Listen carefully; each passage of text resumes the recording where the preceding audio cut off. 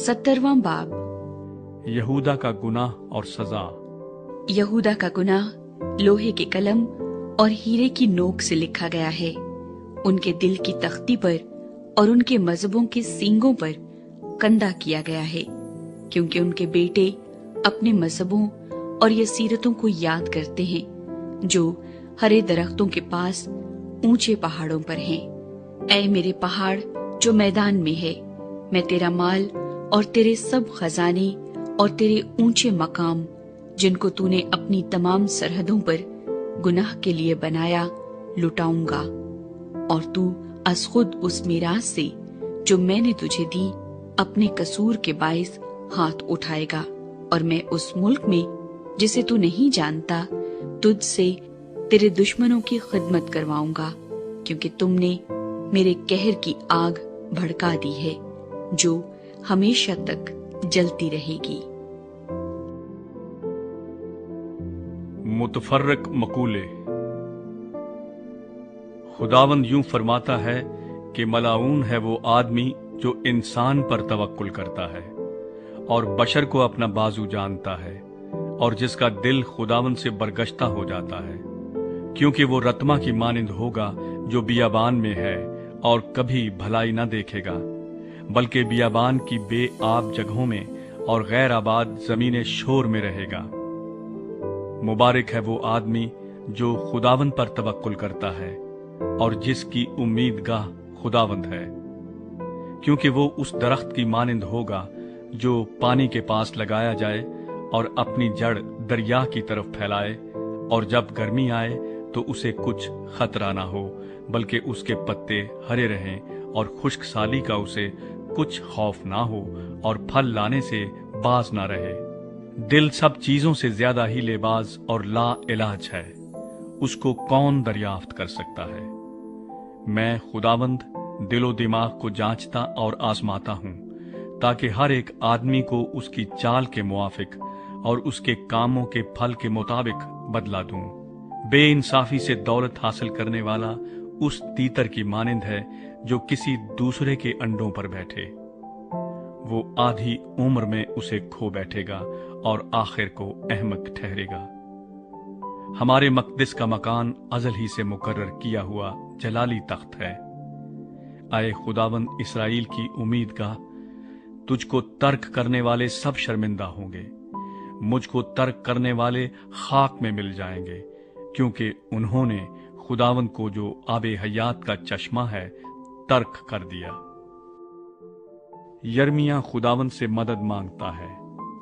ऐ खुदावंद, तू मुझे शिफा बख्शे तो मैं शिफा पाऊंगा, तू ही बचाए तो बचूंगा, क्योंकि तू मेरा फख्र है। देख, वो मुझे कहते हैं, खुदावंद का कलाम कहाँ है? अब नाजिल हो। मैंने तो तेरी पैरवी में गडरिया बनने से गुरेज नहीं किया और मुसीबत के दिन की आरजू नहीं की। तू खुद जानता है कि जो कुछ मेरे लबों से निकला तेरे सामने था। तू मेरे लिए दहशत का बाइस ना हो। मुसीबत के दिन तू ही मेरी पनाह है। मुझ पर सितम करने वाले शर्मिंदा हों, पर मुझे शर्मिंदा ना होने दे। वो हरासा हों, पर मुझे हरासा ना होने दे। मुसीबत का दिन उन पर ला और उनको शिकस्त पर शिकस्त दे। सब्बत को मानने के बारे में। खुदावंद ने मुझसे यूं फरमाया है कि जा और उस फाटक पर जिससे आम लोग और शाहान यहूदा आते जाते हैं, बल्कि यरूशलेम के सब फाटकों पर खड़ा हो, और उनसे कह दे कि आए शाहान यहूदा और आए सब बनी यहूदा और यरूशलेम के सब बाशिंदों जो इन फाटकों में से आते जाते हो, खुदावंद का कलाम सुनो।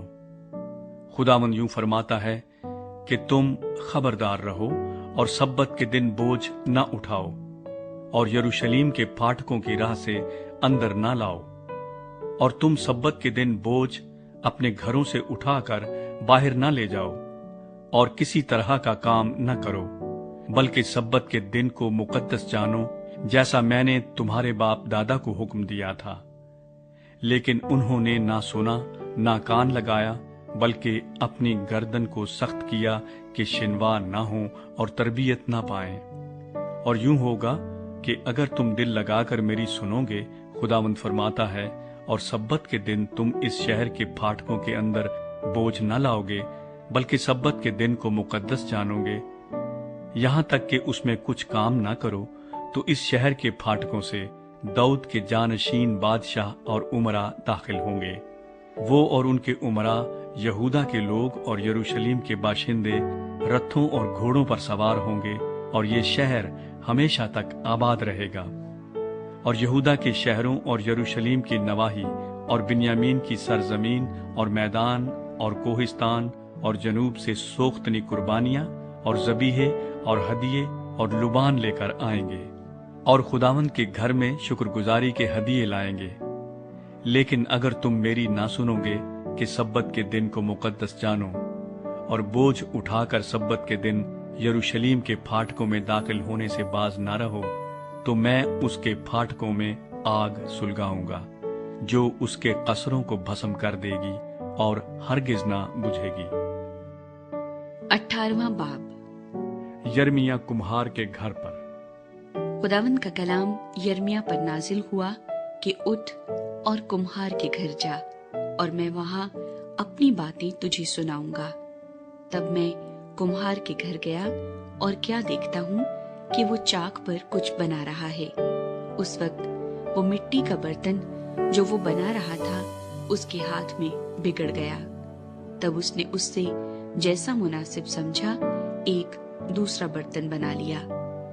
तब खुदावंद का ये कलाम मुझ पर नाजिल हुआ कि ऐ इस्राएल के घराने, क्या मैं इस कुम्हार की तरह तुमसे सलूक नहीं कर सकता हूँ? खुदावंद फरमाता है, देखो, जिस तरह मिट्टी कुम्हार के हाथ में है, उसी तरह ऐ इस्राएल के घराने, तुम मेरे हाथ में हो।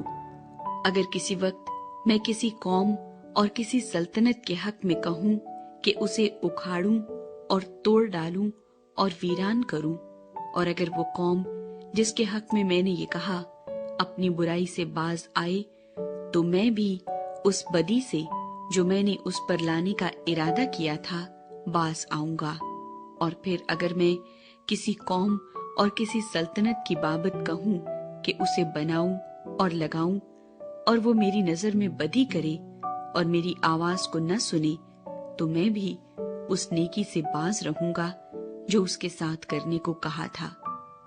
और अब तू जाकर यहूदा के लोगों और यरूशलेम के बाशिंदों से कह दे कि खुदावंद यूं फरमाता है कि देखो, मैं तुम्हारे लिए मुसीबत तजवीज करता हूँ और तुम्हारी मुखालफत में मंसूबा बांधता हूँ। सो अब तुम में से हर एक अपनी बुरी रविश से बाज आए और अपनी राह और अपने आमाल को दुरुस्त करे। पर वो कहेंगे कि ये तो फजूल है, क्योंकि हम अपने मंसूबों पर चलेंगे, और हर एक अपने बुरे दिल की सख्ती के मुताबिक अमल करेगा। लोग खुदावन को रद्द करते हैं, इसलिए खुदावन यूं फरमाता है कि दरियाफ्त करो कि कौमों में से किसी ने कभी ऐसी बातें सुनी हैं? इसराइल की कंवारी ने निहायत हौलनाक काम किया। क्या लुबनान की बर्फ जो चट्टान से मैदान में बहती है कभी बंद होगी? क्या वो ठंडा बहता पानी जो दूर से आता है सूख जाएगा? लेकिन मेरे लोग मुझको भूल गए, और उन्होंने बतालत के लिए बखूर जलाया, और उसने उनकी राहों में यानी कदीम राहों में उनको गुमराह किया, ताकि वो पगडंडियों में जाएं और ऐसी राह में जो बनाई न गई, कि वो अपनी सरजमीन को वीरानी और हमेशा की हैरानी और सुस्कार का बायस बनाए। हर एक जो उधर से गुजरे दंग होगा और सर हिलाएगा। मैं उनको दुश्मन के सामने गोया पूर्वी हवा से तितर बितर कर दूंगा। उनकी मुसीबत के वक्त उनको मुंह नहीं बल्कि पीठ दिखाऊंगा। यर्मिया के खिलाफ साजिश। तब उन्होंने कहा, आओ हम यर्मिया की मुखालफत में मंसूबे बांधे, क्योंकि शरीयत काहिन से जाती न रहेगी, और न मशवरत मुशीर से, और न कलाम नबी से। आओ हम उसे जबान से मारे اور اس کی کسی بات پر توجہ نہ کریں۔ اے خداوند، تو مجھ پر توجہ کر اور مجھ سے جھگڑنے والوں کی آواز سن۔ کیا نیکی کے بدلے بدی کی جائے گی؟ کیونکہ انہوں نے میری جان کے لیے گڑھا کھودا۔ یاد کر کہ میں تیرے حضور کھڑا ہوا کہ ان کی شفاعت کروں اور تیرا قہر ان پر سے ٹلا دوں۔ اس لیے ان کے بچوں کو کال کے حوالے کر اور ان کو تلوار کی دھار کے سپرد کر۔ ان کی بیویاں بے اولاد اور بیوہ ہوں اور ان کے مرد مارے جائیں۔ ان کے جوان میدان جنگ میں تلوار سے قتل ہوں۔ جب تو اچانک ان پر فوج چڑھا لائے گا، ان کے گھروں سے ماتم کی صدا نکلے، کیونکہ انہوں نے مجھے پھنسانے کو گڑھا کھودا اور میرے پاؤں کے لیے پھندے لگائے۔ پر اے خداوند، تو ان کی سب سازشوں کو جو انہوں نے میرے قتل پر کی جانتا ہے۔ ان کی بد کرداری کو معاف نہ کر اور ان کے گناہ کو اپنی نظر سے دور نہ کر، بلکہ وہ تیرے حضور پست ہوں۔ اپنے قہر کے وقت تو ان سے یوں ہی کر۔